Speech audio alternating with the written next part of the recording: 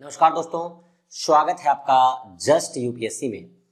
हम लोग current affair की एक सीरीज चला रहे हैं जिसमें हमने इसके पहले पॉलिटी का करंट अफेयर बहुत अच्छे से देख लिया है। अब इसके बाद बारी है हमारे ज्योग्राफी के करंट अफेयर की। यकीन मानिए, जैसे पॉलिटी का करंट अफेयर रहा है वैसे ही ज्योग्राफी का भी होगा, उससे अच्छा ही होगा। ठीक है, साथ बनाए रखिए और अगर आप साथ देंगे तो मेरा मानना ये है कि आपके लिए फायदेमंद होगा और आपकी पढ़ाई के लिए भी।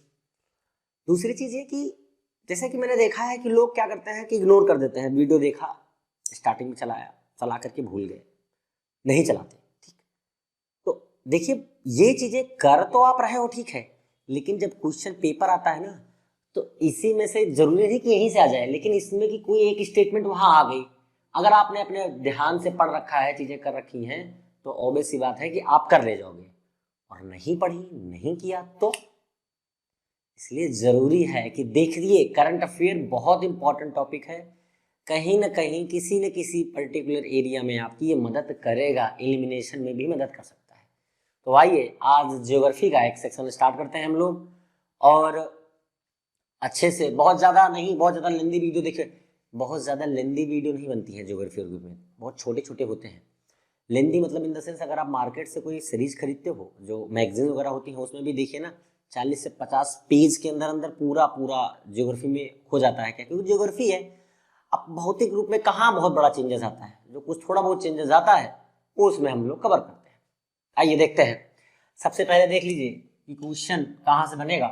जैसे पूछा है यूपीएससी में, इसके पहले भी दुर्लभ मृदा धातु के विषय में, आप उठा के पेपर देख लीजिए, उसी के ऊपर ये टॉपिक है, फिर से न्यूज में रहा है, तो खबरों में क्यों है ये भी देख लीजिए आप लोग।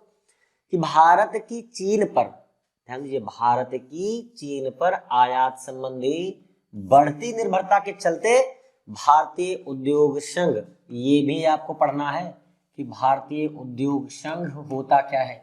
जब आप इस टाइप की पढ़ाई करना स्टार्ट करेंगे, ऑटोमेटिकली आपका ऐसा हो ही नहीं सकता है, गुरु है निकलना स्टार्ट हो जाएगा। जैसे मैंने बोला, भारत की चीन पर आयात संबंधी बढ़ती निर्भरता के चलते जो है वो भारतीय उद्योग परिसंघ, ये क्या है, इसके विषय में जाइए, नेट पे सर्च करिए, जहां मिले वहां पढ़िए। नहीं, यहाँ पे होगा तो यहाँ तो हम पढ़ाएंगे।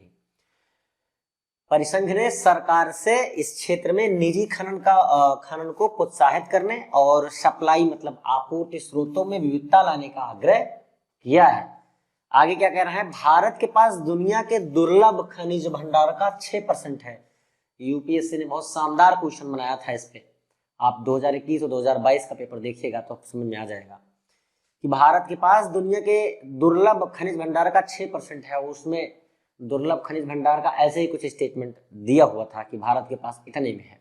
ठीक, यद्यपि वैश्विक उत्पादन का केवल, ध्यान दीजिए, केवल 1% है। यहां पर भी एक स्टेटमेंट बनाया था यूपीएससी ने। ठीक है, आगे कह रहा है, चीन से ऐसे खनिजों की अपनी अधिकांश आवश्यकता को पूरा करता है। आप देखते हैं ना, चीन छोटे छोटे खिलौने बना देता है।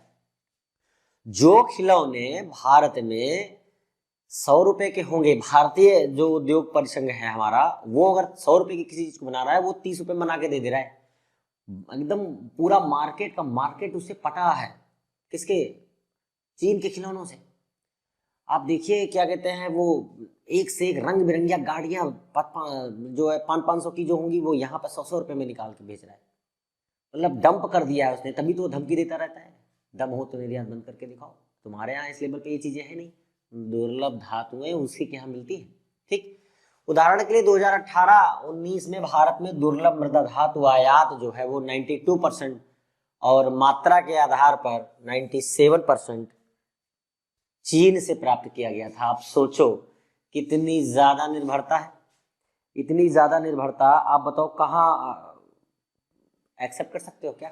उसके बाद कुछ लोग इसी में झंडा लेकर खड़े हो जाते हैं, नहीं चीन पर बैन लगाओ, चीन हमारा दुश्मन है। भैया दुश्मन है, लेकिन बहुत सारी चीजें हमें खुद से इनोवेशन करनी होंगी, तब जाकर हम उससे छुटकारा पा सकते हैं। एकाएक नहीं। आपके सेलफोन, अब जी जो ये बोल रहा होगा ना, वो भी जो सेलफोन चला रहा होगा, पता लगा ओप्पो का है, उन्हीं का। बोलने के लिए आसान है, करने के लिए नहीं। ठीक, आगे देखते हैं। CII के सुझाव वही जो हमने अभी पढ़ा है, इनका पूरा फुल फॉर्म है भारतीय उद्योग परिसंघ के सुझाव क्या हैं।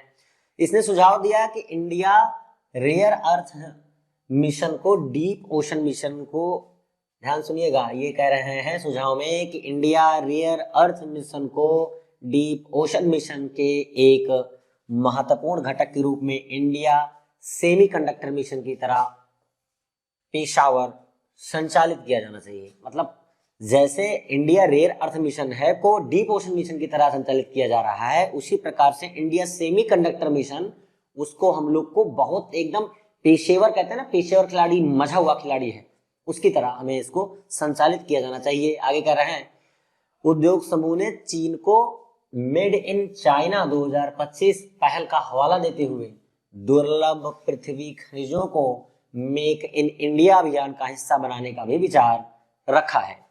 नई सामग्रियों पर केंद्रित है, जो कि इसमें स्थानीय जो मैग्नेट शामिल है, आगे दुर्लभ मृदा खनिजों का उपयोग करके इनको बनाया जाएगा। मतलब कंप्लीट मेक इन इंडिया की ही बात कर रहा है अपने सुझाव में कि उसी से काम होना चाहिए। दुर्लभ मृदा धातु क्या होती है, मेन चीज ये है और मोस्ट इंपॉर्टेंट है ये, मैंने बताया। एक ये हो गया, दूसरा CII, ठीक, मैंने जानबूझ के पूरा मार दिया है वरना CII ही है, बहुत लोग कमेंट करने लगते हैं इस पे भी, तो ये ध्यान से देखिए, ये दो इंपॉर्टेंट है, इस पे भी क्वेश्चन आ सकता है और इस पे भी क्वेश्चन आ सकता है। तो इसको देख लीजिए, यहाँ 17 धातु तत्वों का एक समूह है जिसमें कैडमियम, यूट्रियम के अलावा आवर्त सारणी में 15 लेथनाइट शामिल है। लेथनाइट के समान भौतिक और रासायनिक गुण युक्त है, ठीक। अगर हम बात करें 17 दुर्लभ मृदा धातुओं में सीरियम और डिस्प्रोसियम, एब्रियम, यूरोपियम, गैडोलिनियम, होलोनियम, लेथिनम और ल्यूटेनियम, नियोडाइमियम और ट्राइमियम आदि शामिल हैं, ठीक। आगे इसी की बात करें आगे, तो इन खनिजों में अद्वितीय चुंबकीय, संदीप्त व विद्युतीय रासायनिक गुण विद्यमान होते हैं। ध्यान से सुनिएगा, ये कह रहा है कि ये जिनके ऊपर हमने बात की है, 17 दुर्लभ मृदाओं में इन खनिजों में अद्वितीय चुंबकीय, संदीप्त व विद्युत रासायनिक गुण विद्यमान होते हैं। आगे कह रहे हैं कि इस प्रकार उपभोक्ता द्वारा इनका इलेक्ट्रॉनिक, कंप्यूटर और नेटवर्क संचार, ध्यान सुनिएगा, इलेक्ट्रॉनिक, कंप्यूटर नेटवर्क संचार, स्वास्थ्य, राष्ट्रीय रक्षा आदि सहित